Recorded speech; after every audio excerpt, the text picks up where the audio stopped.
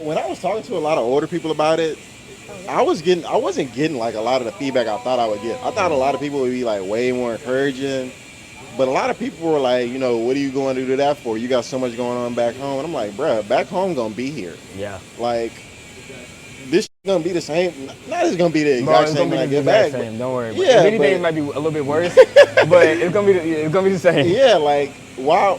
I'm not gonna say everybody was like discouraging to me, but like just because you was never willing to do some stuff, it's a different time now. It's not what it was back in your day. Yeah. Like, so if you want to do it, just do it. You only get to live this life one time. Yeah. Like, it's such a blessing just to be on earth in general. What's going on, everybody? Welcome back to another video. I'm here with Joshua and Crystal from Houston. They are a couple. Yes. They're a couple. She's actually Vietnamese and he's Black American. We're going to be talking about their experience in Asia. And we actually are like just met each other last night at a hostel. We went out, had a great time last night. So I appreciate y'all joining me today. It's definitely like pretty early in the morning. So the fact that they did this, very grateful, very appreciative. So my first question is for you. What finally made you leave the US and come to Asia? I had been wanting to leave the U.S. for a while, and having a stable partner, a stable relationship, a stable funds coming in, definitely, it just kind of gave me the confidence to jump out the porch and just try it. Yeah, we're not getting no younger. We both 27. We plan on having kids, having a family and stuff. So I feel like the best time is now. And I feel like parents healthy. This is the best time to go. Okay. So, and Asia is definitely the cheapest region in the world to me, and it has so much different culture than the U.S. This is your first time in Asia, right?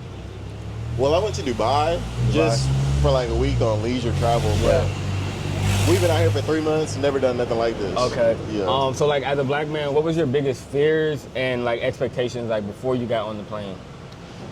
I honestly didn't have too many fears. It was more so like the older generation putting it in my head, like, oh, be careful out there, because, Black parents say they're racist everywhere. But I'm like, well, they more racist in the States than anywhere else to me, so shit. But I'm trying to think of any fears we had. I guess just being safety, not getting hurt while we out here, trying to do like stupid stuff, like trying to get on the motorbikes, not knowing how to ride it, and just like getting sick. I know a lot of people talk about getting sick, but other than that, I wasn't really scared about like the typical, oh, they racist, you got to watch your back all the time. Obviously, you got to do that, but I really haven't had any issues with any people while we've been traveling at all. For you, what has it been like watching him experience Vietnam and Asia for the first time, knowing you like grew up around the culture?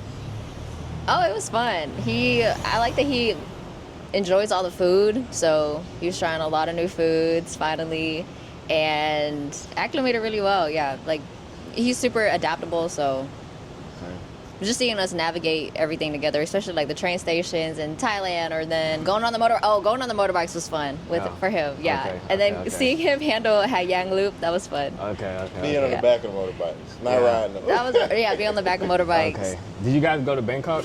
Yeah. Yo, the motorbikes in Bangkok versus like Vietnam are like on a completely different level. They drive so fast.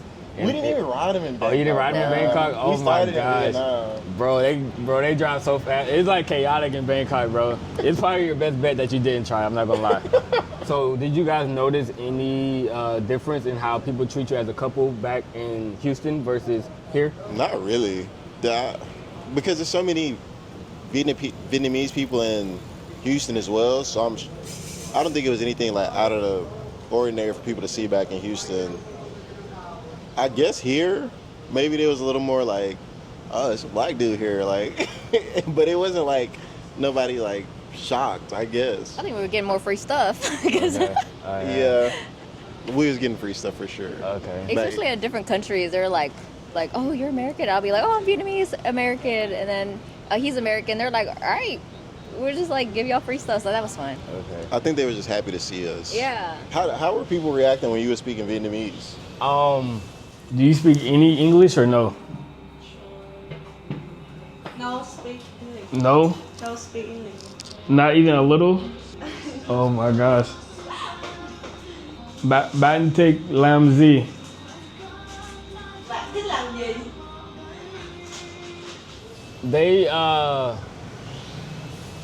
appreciate it. Yeah. They appreciate it. Even I literally only know a few words, like, but those few words they definitely do appreciate it. I think just because if you're Vietnamese, you know how difficult it is to learn the language. Yeah. And so like the fact that I'm even trying and it's like understandable, they really do like appreciate that. So it's always a good thing whenever I try that.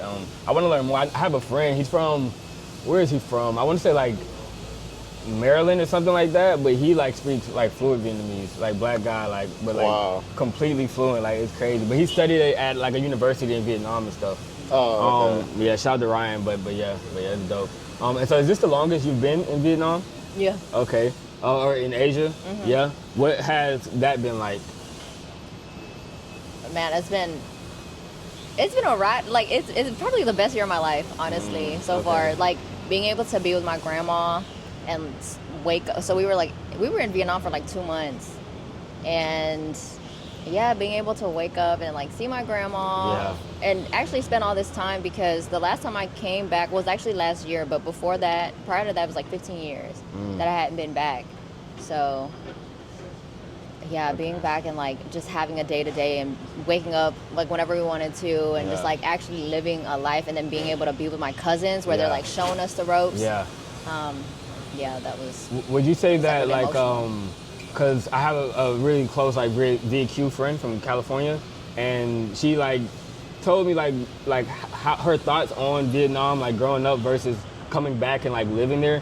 Was it like a big difference in what you thought about it versus like actually being here for like a couple months and like, oh, okay, it's more like this and not like that? Was it like that at all or no? It depends on what region you're from too. Okay. So in Da Nang, it's gonna be like the third largest city now in Vietnam. So it's starting to get a lot more tourists and everything too. And it's like there's a couple of attractions for tourists specifically, and it's a beach town too. So I didn't feel that way.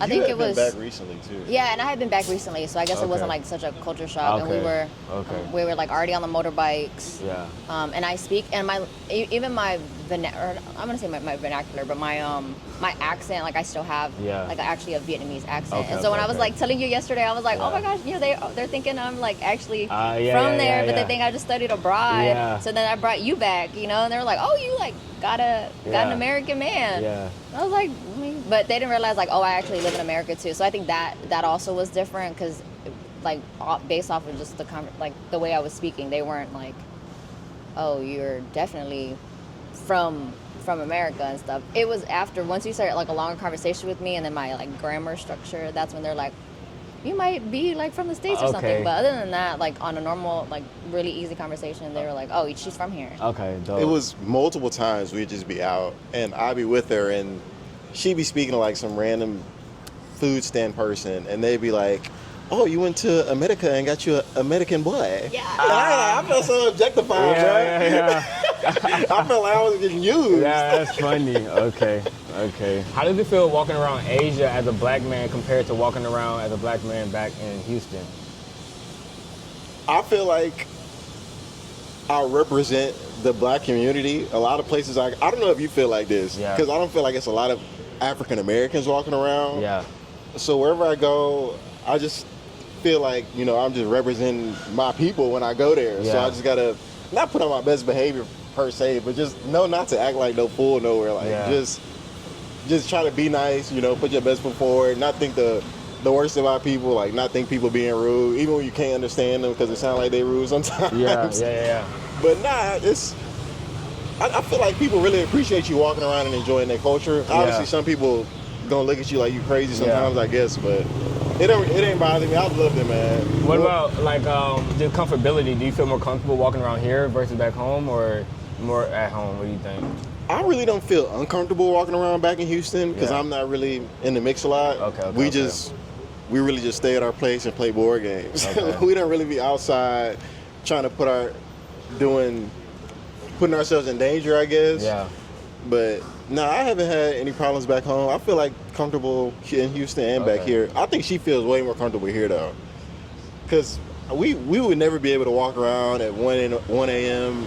back in Houston. Yeah. In Da Nang, we was able to walk around like all Yeah, night. and Da Nang you can stay up till like 4 a.m. or even more. I mean, even here, y'all were out until Yeah. damn near 6, you know, so Yeah. that's what I like. The culture is, or at least in Vietnam, I'm gonna say Vietnam. Just that Da Nang, like I was up until 4 or 6, we'd like be out and, or even just if I wanted boba, like I like being able to do that. Yeah. Just, you know that you're gonna be fine, like, I don't know, there's more gun laws in a lot of Asian places. Yeah, I would say Ho Chi Minh City is the same way too. Like even when I first moved out there, like a lot of 5 a.m. like going to sleep when the sun is coming up nights, like, and just I'll walk around, I'll see businesses and it'll just be like women only running the businesses. Yeah. And, you know, but it's like no worries, like they're just like nobody's gonna bother them, like nothing's gonna happen. I think Vietnam is definitely one of the more safer countries out here. Like everywhere is like pretty safe, but like Vietnam specifically, I just think it's just like extremely safe, especially in Southeast Asia. Yeah. I think it's one of the safest in my I opinion. feel like as a woman traveler, it's definitely some places like safe in Southeast Asia. Yeah. I remember we were in Korea, like you see girls just walking around drunk and they would have like no care in the world. Yeah, Like that's so beautiful to see. Like Yeah. women not having to be worried about somebody doing something to them or just always, you know, it's definitely, for the women solo travelers, you can definitely do it. Yeah. Or like kids being able to live life and like go on a bus by Yeah. themselves. Like Yeah. that's amazing. I want to be able to have that. Yeah. Okay, so since your girlfriend is Vietnamese and you've been exposed to the culture before, is there anything that just felt like completely different? Like you was exposed to it before, but like once you got here, it's like, oh, okay, this is more so like this than anything like that? So we were out at this water park with her family. It was me, her aunt, and a couple of her cousins. Me and her aunt I'm a playful dude. I'd be goofing around all the time. Yeah. So me and her aunt we were just saying like little Vietnamese phrases back and forth to each other. So I guess she just got real comfortable with me, right? So I wasn't aware it was in the Vietnamese culture. Like they'll slap you to show you like affection. So she kind of gave me like I wouldn't even categorize it as like a love tap. She gave me like an aggressive, like, it wasn't no aggressive, like just across the face slap, but it was like a you know, like a solid, it's like a solid hit. And you know me, I was kind of just shocked. And I was like, well, I can't slap her back. Yeah. I was just more so shocked. She reacted more than I did. She was like, oh my God, what are you doing, to her aunt? But that's one thing that threw me off. And I had been exposed to it before, but just, I was surrounded by Vietnamese for like a month. Yeah. Like everybody speaking Vietnamese. She was literally playing my interpreter. Yeah. So I guess it was more just being immersed in the culture. It was cool. But yeah, the slapping thing is definitely what threw me off. Okay. But everybody's real laid back. Yeah. Everybody, the culture in Vietnam is real laid back as opposed to like other countries. That's the most laid back country I've ever been to. Yeah, and even like coming from Atlanta, I don't know how it is in Houston, but like hustle culture is very big in Atlanta. It's same in Houston. Coming to like Vietnam specifically and seeing like the Grab drivers in the middle of the day taking naps on the bike and like all that type of stuff is definitely like, okay, it just opened my eyes to like, you know, maybe you could just chill sometimes. Yeah, and then a lot of people would stay at home with their parents too. Yeah. Like it'll be like 10 people in a house. Yeah. And like everybody's so business oriented in Vietnam. Yeah. Like we didn't meet too many people that just have regular like 9-to-5 jobs. Like a lot of people own their own business. They'll own their own stand or own their own coffee shop. Yeah, so I've seen that too. Like, and also like just living there, they build businesses like super quick. It'll be like nothing, and then like 3 days later, it's a whole smoothie shop like operating with a sign that's neon and all type of shit. I'm like, yo, how y'all do this in 2.5 days, bro? Yes, like, what's bro. going on? Okay, that's dope. So let me ask you, is there anything that you've always tried to explain to him about Vietnamese culture that like now that he's seen it for himself, he like kind of understands more? What was it? There was something I can't remember right now, but I had to definitely the slap. Now that you got me on that, I was like, oh shit, that happens. But maybe the way y'all share food and stuff like that. oh my gosh, thank you. Okay, yes. So like when we would eat out, I kept trying to tell him, because you know everything is family style, and so for most of the time you want to like pick the food and you want to like offer it to your people, and so I was like, I would always get I was like, you never, like, you never give me any of the food and You stuff. never served me. Yeah, and I was like, it's because it's such a service thing in Vietnam. It's Yeah. like very normal for you to like pick the food for somebody else, or even I don't know, even in pool, for instance, like people, it's all service oriented. Like if you go to the pool hall, they will put the pool for you, and like Yeah. you never even get to touch it. You have to they reorganize it for you. So the food thing was a huge one where I was like, do you see how, like the younger people, they're serving us first. They're like cleaning the chopsticks and all the utensils to offer it to the elders first. And then like even before you eat, you have to kind of like, oh, go ahead first. But it's always for the elders. Yeah. So it's like mời ăn.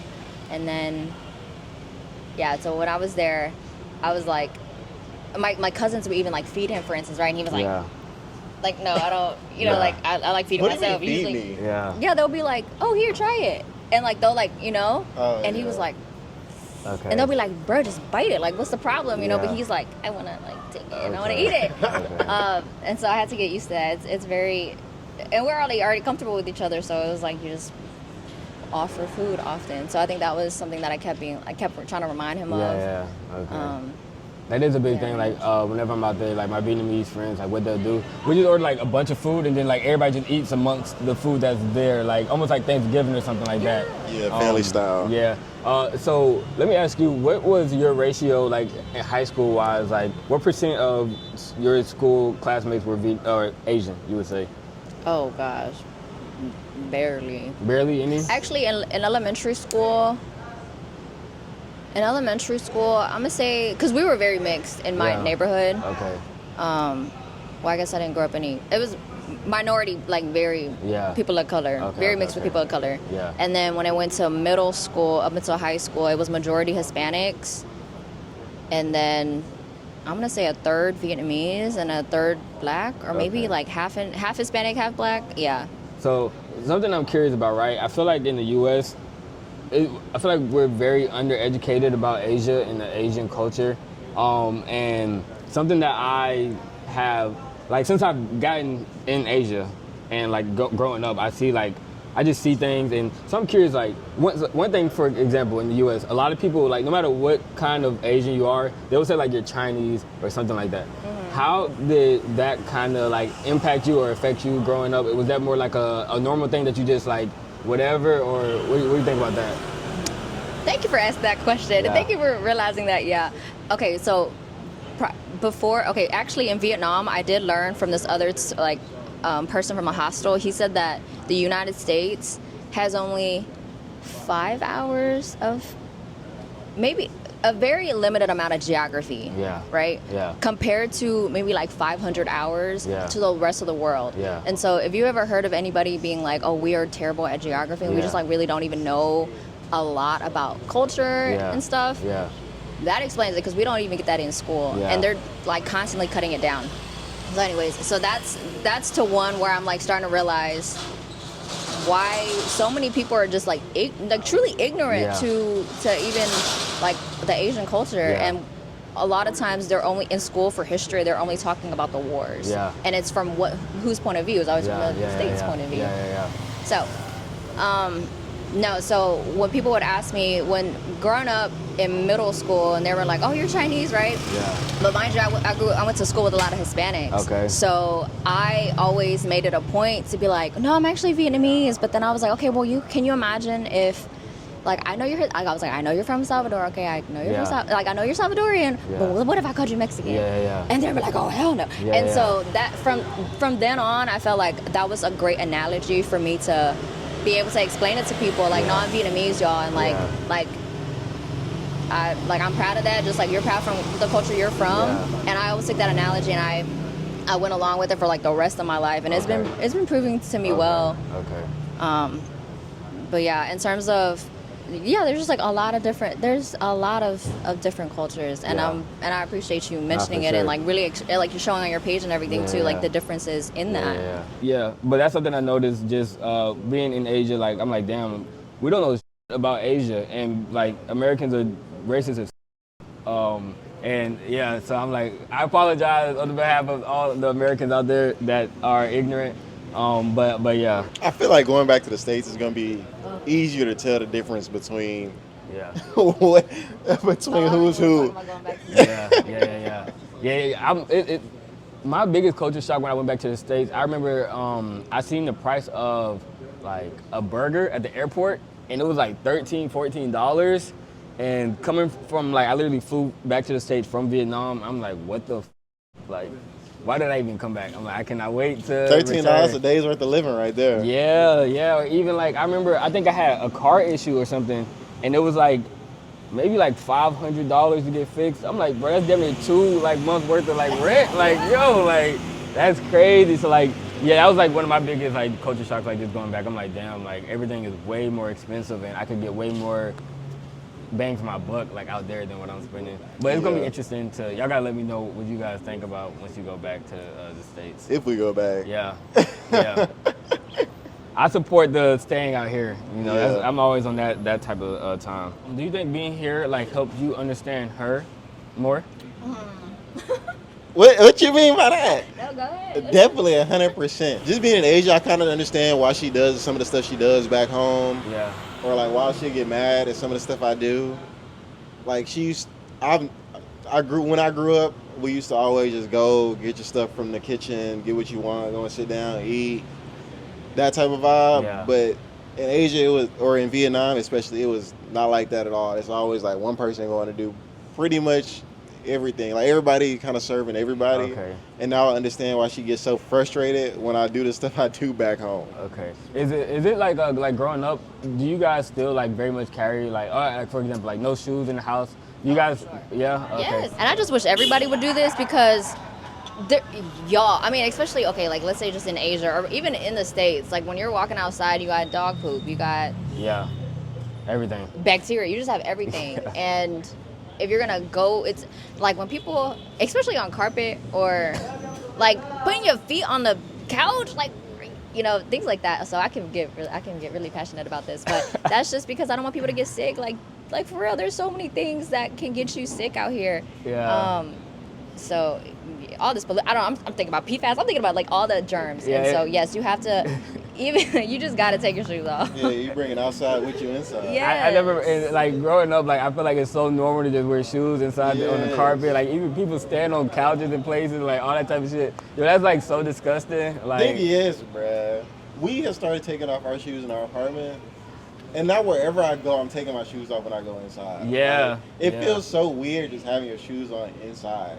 It's just almost disrespectful. It's Because my home is my sanctuary. Yeah. Like if we've been outside all day, Yeah. that's outside. Like, but when I'm at home, I want to be at peace, and I just want to know everything's kind of clean. Yeah. So and I think it's like, and I was also wondering like why like this is such a big thing in the Asian culture, but not really in like the U.S. And one thing I thought about is like I feel like the U.S. and a lot of areas, like even the suburbs, you're not really going to like the chance of you stepping on like a dead rat is like way lower in the U.S. suburb versus like in Vietnam. Like it's very likely, like at least like it's very likely you're gonna step on some crazy shit at least once in a day. So it makes more sense as to why it's like a bigger deal like over here. But I definitely, that's something I'm going to carry like throughout my entire life now at this point. Yes, it just makes sense. What is the origin of the no shoes? Do you know? I don't know. That's a great question. You should look that up. That was my biggest, my best guess. I'm like, step on dead rats. Yeah, shit like that, bro. Like it's no telling. Like just me walking down this street, I've seen so much wild shit. Like, Throwing up, people throw it up. Yeah. Exactly. Yeah. So could you guys see yourself living outside the U.S. long term? Definitely. 100%. Yeah. Okay. Yes. Is that a goal for you? You would say? I wouldn't say it's a goal right now. We've seen a couple places where we wanted to stay. I wanted to stay in High End, which is like this real scenic, mountainous. You can't get to it in a regular car. You got to take a motorbike type of vibe. You really like Seoul though. I really like Seoul. Okay. Yeah. It's for the first time ever. I saw Seoul. I mean, there is. When you talk about your tax, like where's your tax dollar going? Yeah. Like I was benefiting from these tax dollars going places. Yeah. Like I've never seen at a bus stop, right? Yeah. You can go inside a cover. Yeah. And it has the charging station for you. You can sit down. It could be like cooling for when it's summer, and then Yeah. heating. Heater, yeah. Yes, and then heater for the cold. And I was like, oh my gosh, this is where the money's going. Yeah. And then like signage for the train station. You know how like, okay, in the subway, right? Yeah. In New York, I'm terrified of somebody just pushing me into onto the tracks. Yeah. In Korea, it's like all covered. It's like there's no way that you can even jump in front of it or do anything or even get pushed in front of it. So I'm just like, all of these small things that I was noticing, I was just like, I wish that we were able to have more of that. And like there was like water coming from the ground to cool off the tires so that it didn't pop in the middle of the summer. Like, Okay. yeah. Just little things. And then like being able to sit your wallet and phone down when you're playing basketball. If y'all from Atlanta and Houston, I know y'all know what I'm talking about. Yeah. You cannot go in the gym and shit your shit down, bro. It's gonna get taken. You gotta be strategic about where you leave it, all type of stuff. Yes. So in one word, what would you describe the biggest difference between the U.S. and Asia? Safety. I was gonna say, yeah, safety because of the CCTV. I get it. Like, this is something that I've been like really trying to grapple with because it's like, yes, I love my independence. Oh, damn, you're right. That's what I feel you though. And so safety for you as well? Yeah. Okay, yeah. That's one of my my biggest things too. I'm like, one of the reasons I don't think I'll ever leave Southeast Asia is just it's so safe. And I think growing up in like Atlanta and stuff like that, that's just something I value. And so even like I could go to another place in the world, but if it's not as safe, I'm not willing to like give up this safety at this point. It's like I grew up like without safety forever. So it's like now that I finally have it, I'm like, yeah, no, this is like too chill. Like, I could walk around with a camera. Nobody's gonna like snatch it or like no weird shit like that. Like I can just chill. I feel like living in the 21st century and having like the blessing of like the technology we have, like planes and stuff like that. Right now we have a better people that was millionaires and billionaires 100 years ago could not imagine living the life we live right now. So why not take I'd rather be broke now than rich 200 years ago. I feel that. And 200 years ago, flying somewhere? What the hell are you? That's witchcraft. Like, so I feel like it's really important to take advantage of the opportunities we have now to travel. Like, I feel like we're not here just to stay in the States. Like, I know the States is big. It has a lot to offer. Like, I don't think the States is like the worst thing in the world, but definitely go out and experience different stuff. There's so much in the world you can see and so many places you can settle down just to like really optimize your personality and just who you are. And what advice would like each of you give to somebody who's thinking about it? Maybe they've seen a few videos online and they're like, okay, it looks cool, but they're kind of scared, or I don't know, blah, blah, blah. What advice would you give to those type of people? Don't come out here with $2 in your pocket thinking you finna make it, bro. Like, save some money. Like, be strategic about it. Like, we was budgeting for how long? We was budgeting for a year, putting money away to come out here and just be real. Do a lot of research. Don't just be on YouTube. Go and read like articles and stuff. Or what do they do? Blogs. Go and read blogs and just figure out what you're doing. And don't come out here. Oh, I got $1,500 saved. That's not gonna do nothing for you. Like, save money. Okay. Save money. And you can follow us at CJ Voyages on YouTube, TikTok, and Instagram. And also, obviously, you gotta follow Joshua because he's been out here for such a long time. Yeah, man, tap in. What is my advice? Thank you. Oh, and to add to the money part, like starting even putting things for retirement. So even before we went out here, we were even thinking about our future, especially because we're quitting our job. So if you're thinking about all of that, like set money for retirement, set money for when you're gonna pack up your things and put it in storage, or if you want to sell all of your things. But anyways, my advice. I really say just do it, especially if your parents are healthy. So our reasons are our parents are healthy. When I was talking to a lot of older people about it, I wasn't getting like a lot of the feedback I thought I would get. I thought a lot of people would be like way more encouraging, but a lot of people were like, you know, what are you going to do that for? You got so much going on back home. And I'm like, bruh, back home gonna be here. Yeah. Like, this shit gonna be the same. Not it's gonna be the exact same when I get back. Same. Don't worry. Yeah, if anything, it might be a little bit worse, but it's gonna be the same. Yeah, like I'm not gonna say everybody was like discouraging to me. Like, I understand my parents want me to be safe and stuff, but like just because you was never willing to do some stuff, it's like it's a different time now. It's not what it was back in your day. Yeah. Like, So if you want to do it, just do it. You only get to live this life one time. Yeah. Like, it's such a blessing just to be on earth in general.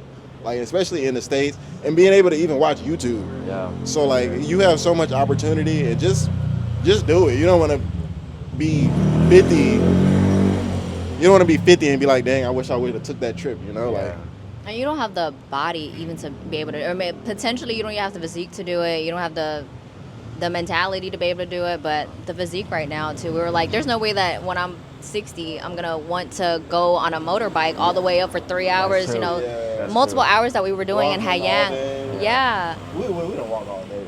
yeah, we don't walk all day. And you know, in Cincinnati is right. They live for a long time, but like we just knew that we weren't gonna be promised with being able to hike a mountain. And to your point, it's so funny, like everybody's like always telling me like be safe, but I'm like, yo, you should be way more worried about me in the States than here. I'm telling you, I'm way safer. Nobody has guns. I'm way safer here. I was Like, talking to my little sister like a month after we got here, and she had been watching our YouTube videos. She was like, I thought it would be like so different. I was like, what did you imagine, a war zone? Like, yeah. they live in life just like we are. I mean, Yeah. Okay. Well, yeah, man. I appreciate you guys joining me. Is there any last words you want to say? follow our YouTube. Is it CJ_Voyages or just CJ Voyages? CJ Voyages is only on Instagram. That's under. Yeah.